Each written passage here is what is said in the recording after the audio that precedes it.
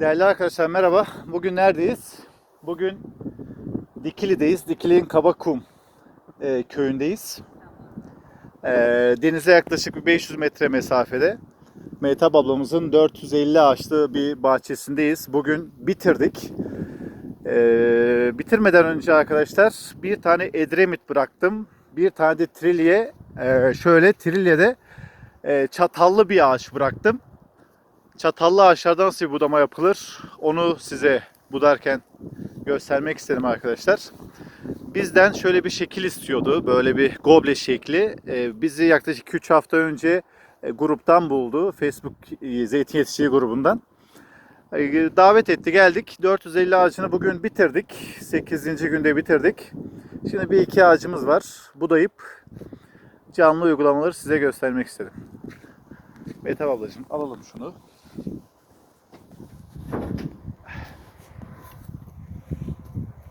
Şimdi şöyle bir iç kısmı gösterelim mi? Mehtap ablacığım böyle. Alayım mı?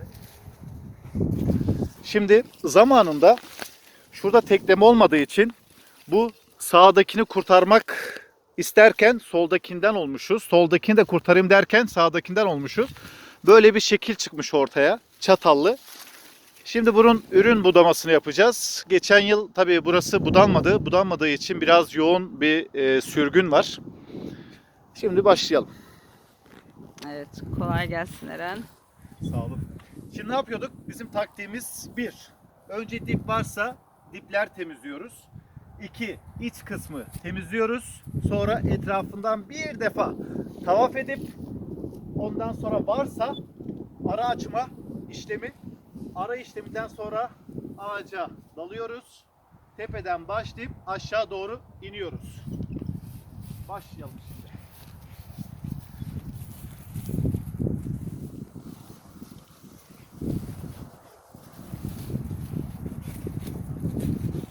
Nasıl, bahçenizi beğendiniz mi Mehtap abla?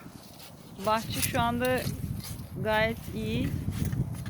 Evveli sene yaptırdığımız budamayla hiçbir alakası yok. Tam istediğimiz gibi. Evet. Ürün dalları, ürün gözleri kaldı. Ürün vermiş dallar budandığı için biz şu anda çok memnunuz.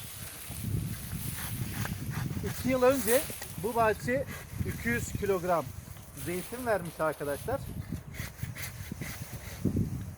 Tarla sahibi de sinirlendiği için geçen yıl budattırmamış. Evet, aynen öyle oldu. Sizden dinleyelim Mete abla. Kaç ton aldınız geçtiğimiz sezon? Şimdi biz evveli sene bir budama yaptırdık. Ağaçlar ufaltıldı, bayağı bir ufaltıldı. Ürün verecek dalı kalmadığı için doğal olarak geçen yıl 2021'de ürün vermedi. Yani 450 ağaçta 200 kilo ürün vermedi olarak yorumluyorum ben. Bu 2021 sezonda da malum çiftçilikte her türlü masrafı yapıyorsunuz. Budama yaptırmadık. Ağaçları bıraktık. Tabii gördüğünüz gibi ağaçlar da bu şekilde geldi. Sonuçta bakım, gübreleme işlerini de tam olarak yaptığımız için ağaçlar çok sıklaştı. Hava alamaz duruma geldi. 16 tona yakın ürün aldık bu 2021 sezonunda. Tabii ağaçların mutlaka budanması gerekiyordu. Trilyeler özellikle her yıl budanması gereken ağaçlar. Ancak biz bunu bilerek geçtiğimiz yıl budama yaptırmadık. Bu yılda Eren'i Facebook'ta sayfadan bulduk, zeytin yetiştiricilerinden. İyi ki de bulmuşuz diyoruz. Şu anda çok memnunuz. Tabii ürün olarak da bu yıl 2022 Kasım Aralık'ta tekrar sizinle bir video çekeceğiz. Zeytinlerin durumunu göstereceğiz. Ne olduğunu, nasıl olduğunu. Şu anda gayet iyi gidiyor ve hani bu kadar hızlı budayan ve bu kadar doğru budayan pek olmuyor arkadaşlar. Değerlendirmenizi öneriyorum ben. Gerçekten hız sadece hız değil, yani doğru budamak da önemli. Hızlı budayabilir ama doğru budamayabilir. Gördüğüm kadarıyla doğru budama yapıyor. Biz de 15 yıldır zeytin üreticisiyiz. Çok iyi bilmesek de biraz biliyoruz bu işi. Ama dediğim gibi sonuçta biz yine aynı bakımları yapacağız. ağacın gerekliliklerini yerine getireceğiz ve Ekim gibi size buradan tekrar paylaşım yapacağız Eren'le. Ağaçların durumunu da göstereceğiz. Tabi burada Eren'in en büyük olaylarından birisi de gelip bahçeleri dolaşması, size öneride bulunması, hastalıkları tanıması, gereken tedbirin ne olacağını göstermesi de çok önemli bir destek.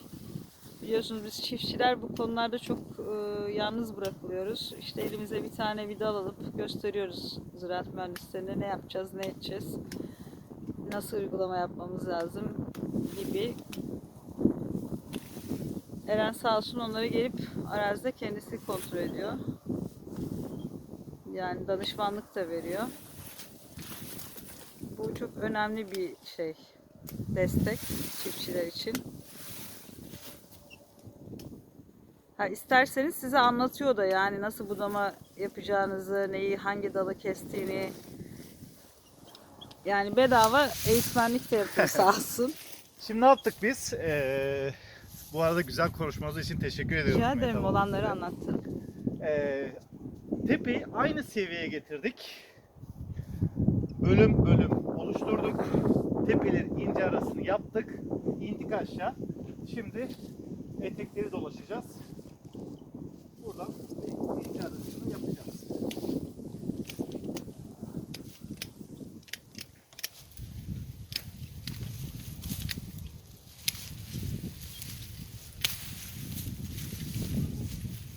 Şimdi başarısız olduğum bir konu var Mehtap abla. Şöyle Evet. arkadaşlar böyle çok yavaş budama yapıp nereden keseceğimizi soruyorlar. Genelde meyve vermiş ya da kuru dalları genelde alttan olmak şartıyla kesim yapıyoruz. Taze sürgünler yeni meyve verecek sürgünlerden ziyade meyve vermiş ve kuru dalları alıyoruz. Tabii meyve verdiği için bir daha meyve vermeyecek. O yüzden onları tutmaya gerek yok diyorsun. Evet. Siz hem sorun arkadaşların adına da soru sorun Mehtap abla. Şimdi Yani- bize burada mesela geçen sene ürün vermiş bir dal gösterir misin Eren? Tabii hemen göstereyim. Şimdi Mehtap abla şöyle gel. Bizim son meyvemiz şurada yapmış. Görüyor musun? Evet. Şurada. Bizim şu 10 santimlik sürgün. Şu görmüş olduğunuz var ya. Hı hı. Bunlar bizim meyveler. Onu geçenki canlı yayında da anlattım ben. Şu 10 santim. Son meyveden sonraki 10 santimlik sürgünler böyle biraz daha burkuk olur. Görüyor musun? Biraz kavisi geliyor. Aynen görüyorsunuz. öyle. Onlar bizim meyve gözümüz. Sürgün gözümüz ise şöyle koparayım. Kopardım, dik büyüyenler. Baktığınız zaman şurada da sürgün gözü olduğu bellidir. Bu dik gidenler ve somaklar biraz daha uzun olduğu zaman oradan anlaşılır. Onları ne sıklıkta bırakmamız gerekiyor? Yani bütün sürgünleri bırakacağız mı? Meyve gözlerini mi? Sürgün gözlerini. Sürgün gözleri zaten pek karışmıyorsun. Evet. Yani onlar biraz daha son şu an görmüş olduğunuz hepsi yani şu 10'ar santimlik kısımlar hepsi meyve gözümüz. Geçtiğimiz yıl 16 ton meyve vermiş bu bahçe. Yani bu yılda biraz daha seyrek verecek. Çünkü ağaçlarımız yorulmuş. Biraz daha seyrek verecek ama şöyle seyrek olup iri olduğu zaman baktığınız zaman daha homojen bir meyve olacak ve daha iri olacak. Bu da sizin bir önceki yıla göre yani Maddiyat olarak aşağı yukarı aynı şeyi aynı olacak. yakalayacaktır. Burası Dikili arkadaşlar. Burası İzmir'in hemen hemen en sıcak yerlerinden. Denize 500 metre uzakta. 400 metre ilerisi yok bile. İzmir Çanakkale istikameti. Ya Evet. burasını biraz daha iç kesimlerle karıştırmamak lazım. Burası sıcak bir iklim. Şu anda 16-17 derece arkadaşlar. Gece de 6-7 derece. Bu hafta için konuşuyorum. Burada herhangi bir sıkıntı, don olayı vesaire yok. Ve şu anda Şubat'ın Bugün Şubat 7 mi? 7. 7 Şubat bugün. Bir hafta önce başladık bu bahçeye. Bugün de Allah nasip ederse teslim edeceğiz bahçeyi.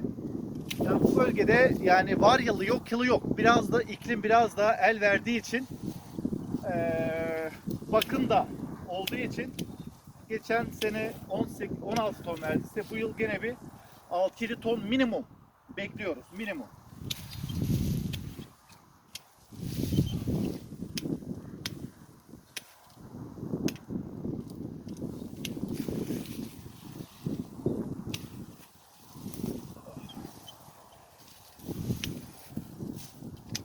Başka sorular? Başka sorular. Şu anda zeytine ne yapılabilir? Ne Şu an yapılacak zeytine ne budamadan yapılır? Şu an sonra? zeytinlerimiz uyuyor bizim. Evet. Hasattan hemen sonra, tabi isteğine göre ağacın, hasattan hemen sonra böyle kışın hastalıklara yakalanmaması için Hı ve hı. birkaç derece de soğuktan ve sıcaktan koruduğu için bakır, içerisine de bor çinko, yani bitkimizi tok tutması için ve yeni yıldaki o sürgün gözlerini minimuma indirmesi için uygulama yapılır. Ondan sonra bahara yakın da son bir defa daha uygulama yaparsın, bakır uygulaması. Sonra toprağın isteğine göre gübrelerini verirsin. Ağaç Damlamadan gösteriyor zaten. ya da toprak altından. Peki bu bölge için mesela toprağın fosfor olarak zengin olduğunu biliyoruz. Toprağın zengin olması demek ağaca fosfor vermeyeceğiz demek midir? Hayır. Her toprağımızda bizim toprak numunesinde baktığımız zaman fosfor yüksek ya da orta, potasyum hemen hemen bütün numunelerde yüksektir. Bu yüksek oluşu arkadaşlar bizim bitkimizde, yani ağacımızda potasyum var anlamına gelmiyor. Sadece bitki topraktan onu alamıyor. Yani pH durumu, alkali ya da tınlı vesaire, bunlar her biri bir sebep.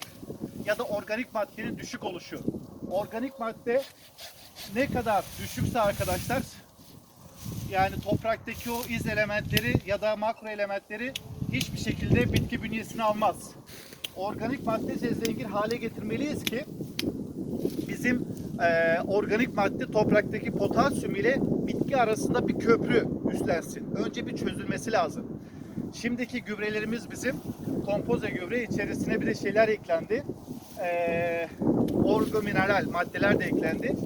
Yani şimdi hümik ya da fulvik asit önce aktif hale geçip ondan sonra içinizdeki DAP, potasyumu, azot ve fosforu bünyesine çekiyor. Yani bu toprakta var olan fosforu almak için gübre vereceğiz ilave. Tabii ki. Peki şu anda biz tarımda genelde fabrikasyon gübreler, Avrupa gübresi dediğimiz gübreler Kimyasal, kullanıyoruz. evet. Evet, kimyasallar kullanıyoruz maalesef. Doğal gübreler hakkında ne düşünüyorsun? Şu an şöyle çok güzel bir yere değindin. Yeri bir tabana gösterir misin? Bizim çok güzel bir uygulama yaptığımız bir konu var burada. Tarla sahibimiz, yani Mehtap abla, hiçbir şekilde sürmedi. Şu an baksanız 20'ye yakın çeşitli otlar var. Ne yapacağız? Bir de şunları, dalları ortaya topladı Mehtap ablamız. Burayı ne yapacak? Dal parçalama makinesi gelecek. Toprağa karıştıracak. Mart sonu gibi. Hem toprağımıza bu beslediğimiz otlar hem de bu dallar karışacak. Bir nevi kompost olacak bize. Kompost arkadaşlar tamamen %100 organik gübre. Yani bunun içerisinde fosfor da var, azot da var, organik madde de var arkadaşlar. Benim hep böyle birazcık kızdığım nokta, kışın ortasında yani herkes sürer tarlayı. Sürmeyin. Bırakın şu otlar çıksın. Yani bunun maksimum uzayacağı 20 santim. Evet. Yani yaz otu gibi yarıya kadar gelmeyecek. Yani şu an ağaç uyuyor. Ne zaman sürüm yapacak burayı? Yaklaşık Mart gibi, yani ağaçların uyanmaya yakın bu dönemde.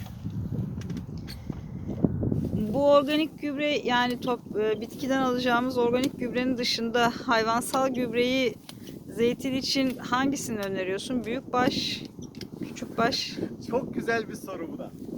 Şimdi büyük baş diyoruz, küçük baş diyoruz, yarasa diyoruz, kanatlı diyoruz vesaire. Evet, tavuk hepsi var. Bugün büyük baş kendi içerisinde besi çiftliklerinde, ya etlik olarak beslenen dananın gübresiyle 6-7 laktasyon, yani 10 yaşında bir ineğin gübresiyle 1 yaşındaki dananın gübresi kendi içerisinde farklı.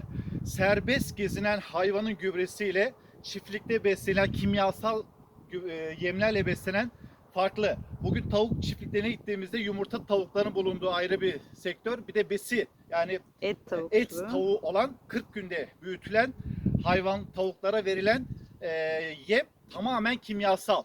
Şimdi onları kıyasladığınız zaman tabii ki bir organik olarak büyütülen hayvanın gübresi daha iyi. En iyisi. Serbest olarak dolaşan bir koyunun ya da bir ineğin gübresi daha da fosfor bakımından ve doğallık bakımından daha yüksek.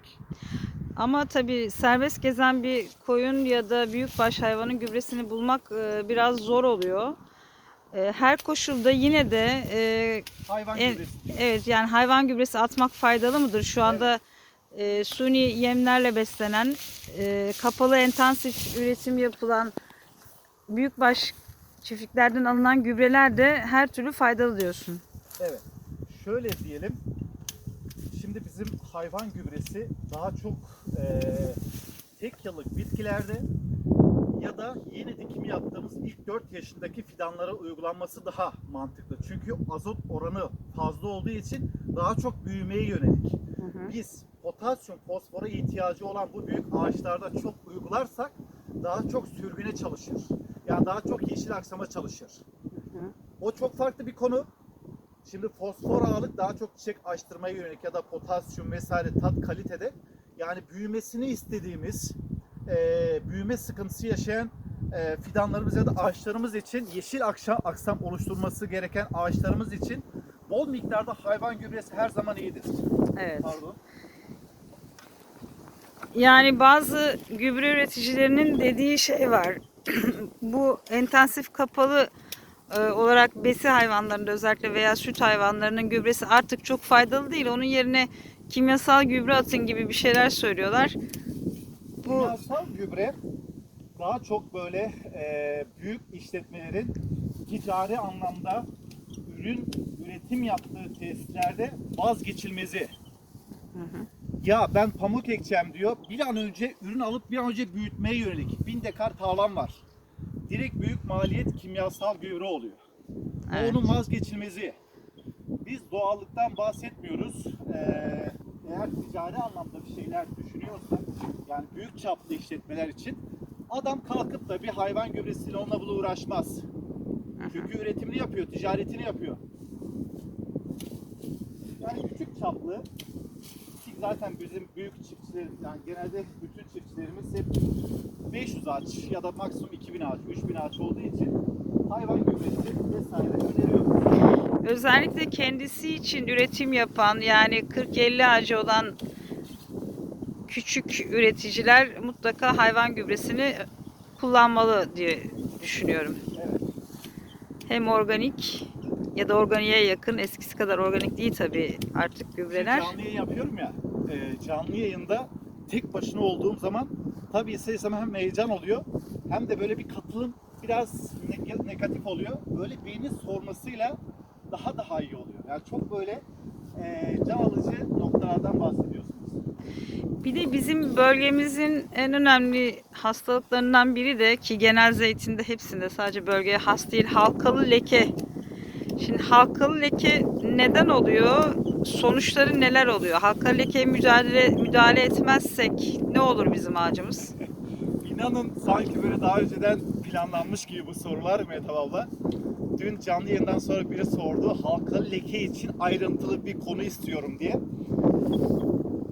Yanlış anlamayın Mehtap Yok, abla. yok. Ben bu bahçeye geldiğim zaman, baktığınız zaman çok güzel bir bahçe arkadaşlar. Bu bahçeye dal kanserine de denk geldim. Evet. Halkalı lekeye de denk geldim. Vertisülyum solgununa denk geldim. Kabuklu bitire de denk geldim. Bir haftada bunları gözlemledim ben. Burası taban çok yüksek. Taban suyu çok yüksek. Bu bahçenin içerisinde bir 50 tane de edremit var ve bu vertisülyum solgunluğuna ve halkalı lekeye karşı biraz daha hassas. Biz bu edremit çeşitleri daha çok böyle bayır yer isteriz. Burası baktığınızda 100 metre ilerisi artık böyle batak. Buranın sık dikim olması ve geçen yıl hiç budanmaması halkalı lekenin bir habercisi burada. Bu sefer de hasatta hep dallar kırıldığı için tepelerde, kırılan yerleri zaten gözlemledik biz tarla sahibiyle, hep dal kanseri. Maalesef. Yani bunun halkalı lekenin, dal kanserin, kabuklu bitkinin %90 çözümü arkadaşlar. Hatta %100 diyelim budama. Yani baktığınız zaman hava sirkülasyonunun bol miktarda olması gerekiyor. Bitireyim hemen ben. Tabii. Kaç dakika oldu? Çek almayabilir belki. 20 dakika Alıyor mu şu an video? alıyor. Şimdi 20 Şimdi bir dakika ara olduğu için verelim. Teste paylaşamıyoruz. Bir ara verelim o Bir zaman. ağaca bakalım, biz bu şekil zaten oldu. Şimdi bir Edremit daha sizlere paylaşacağım arkadaşlar. Ağacımız bu hale geldi. Şimdi bu videomuzun sonuna geliyoruz. Sonrasında bir de size Edremit, yine bahçemizden bir Edremit budamasını göstereceğiz. Kolaylıklar diliyoruz.